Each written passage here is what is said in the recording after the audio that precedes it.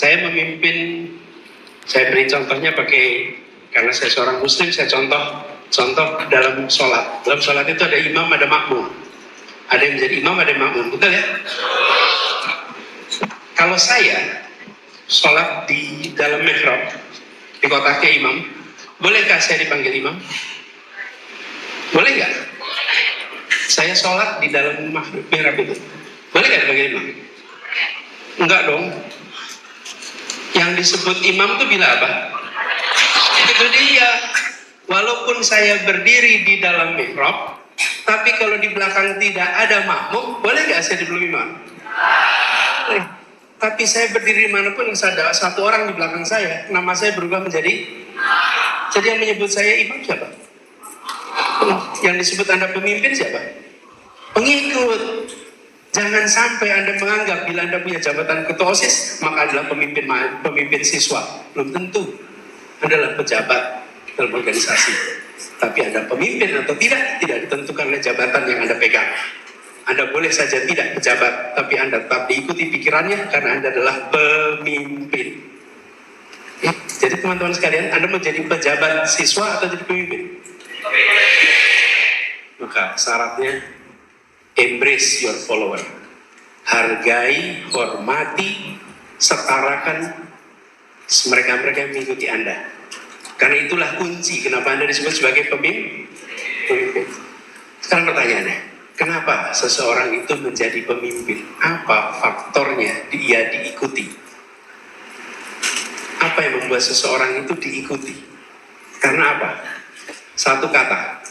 Karena apa? Satu kata. Apa? Pemikiran. Jadi kalau pemikiran bagus diikuti. Oke. Preman tuh punya pengikut banyak.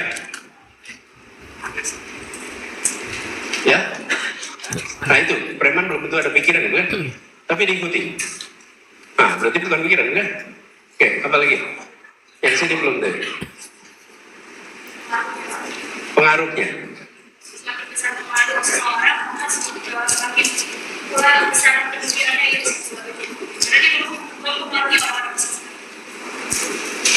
Hampir. Pengaruh. Hampir. Itu salah satu komponen. Tapi belum lengkap. Apa? Wibawa. Wibawa belum.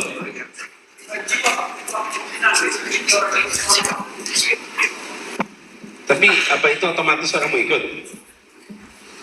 Kenapa orang mau ikut kalau cuma sekedar jiwa? Gagasan.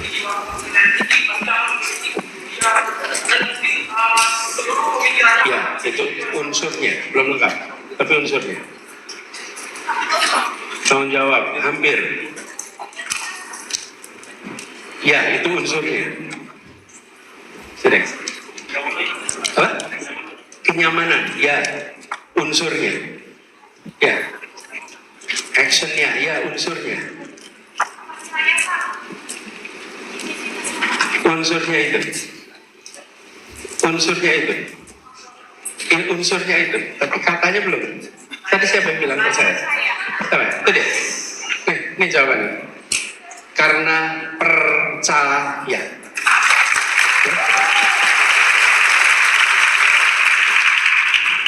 Kenapa Anda mengikuti seseorang? Karena Anda percaya.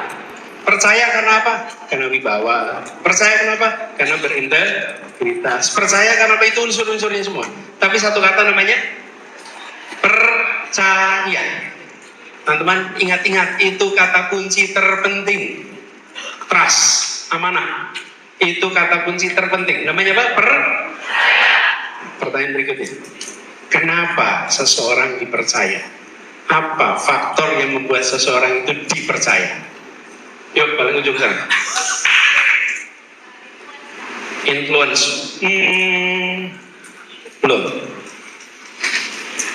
Jujur hampir. Belum. Nah, Anda udah tadi. Yuk. Apa? Integritas. Itu satu komponen.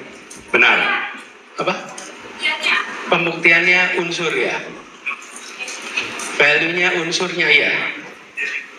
Idealismenya unsurnya ya? Belum. Ya itu tadi amanah. Apa? Ya. Ya, benar. Kompeten betul, integritas betul. Ya tadi amanah itu. Kita lagi tanya unsur amanah ini apa? Ya meyakinkan itulah jawabannya.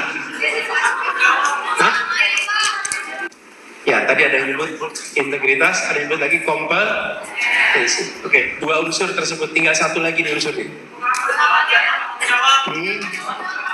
Apa? Ya boleh, tapi bukan itu. Saya berikan jawaban. Anda punya kertas atau punya iPad atau punya alat tulis, buka itu sekarang. Buka. Pakai HP juga nggak apa-apa. Alat tulis itu boleh kertas, boleh apapun juga. Oke, dah siap? Tuliskan rumus ini. T sama dengan C tambah I1 tambah I2 minus SI. Oke. Atau saya tulis di bawahnya. K sama dengan K1 tambah I tambah K2 minus KP. Oke, ada yang bisa menjelaskan rumus ini? T sama dengan trust. Tulis di bawahnya. T sama dengan trust. Oke, terus C sama dengan kompetensi. I1 sama dengan integrity. I2 sama dengan intimacy. SI sama dengan self interest. Teman-teman, inilah yang harus Anda pegang. Kalau Anda mau jadi pemimpin, jadi nomor satu harus punya Mungkinkah memimpin tanpa kompetensi? Mungkinkah dipercaya tanpa kompetensi? Nah, nomor satu kompeten, Anda harus punya kompetensi. Yang kedua, tadi ada yang bilang jujur, terus saya tidak jawab benar, itu iya tapi nggak lengkap. Apa sih bedanya jujur dan integritas itu? Ini orang berintegritas, sama nggak dengan orang jujur? Bedanya apa? Bedanya apa? Yang pakai kacamata, bentar kacamata.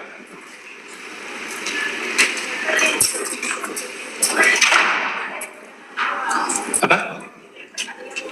Oke, ya kira-kira begitu. Jawabannya tadi, integritas itu apa? Jujur? Nggak jujur? Dia terbuka. Kalau integritas ada moral. Nih saya jelasin nih. Jujur itu artinya dia tidak menutupi dia apa adanya. Seorang pencuri yang barusan mencuri lalu menceritakan apa adanya, dia berintegritas tidak? Enggak. Kan jujur kan? Berintegritas tidak? Nah, jadi integritas itu jujur plus melakukan hal yang benar. Melakukan hal yang kepentingan umum. Jadi kalau jujur aja, pencuri lalu menceritakan seluruh proses pencuriannya, Anda nggak bisa mengatakan dia berintegritas, betul kan? Nah, jadi berintegritas sama dia jujur plus bermoral. Oke. Nah, kemudian yang ketiga intimasi. Tahu intimasi apa? Dekatan. Teman-teman, mungkinkah Anda percaya tanpa dekat? Mungkin. Lalu yang terakhir, pengurangnya namanya kepentingan Nah, ini adik-adik, ingat-ingat ya, kalau ingin kepercayaan terjaga, unsur terakhir ini dikendalikan. Seringkali yang tidak bisa dikendalikan itu namanya self-interest, yang membuat di antara sebaya tidak mau mengikuti Anda, biasanya bukan karena Anda tidak kompeten, bukan karena Anda tidak berintegritas, Bukan Anda karena tidak dekat, tapi karena self interestnya kegedean.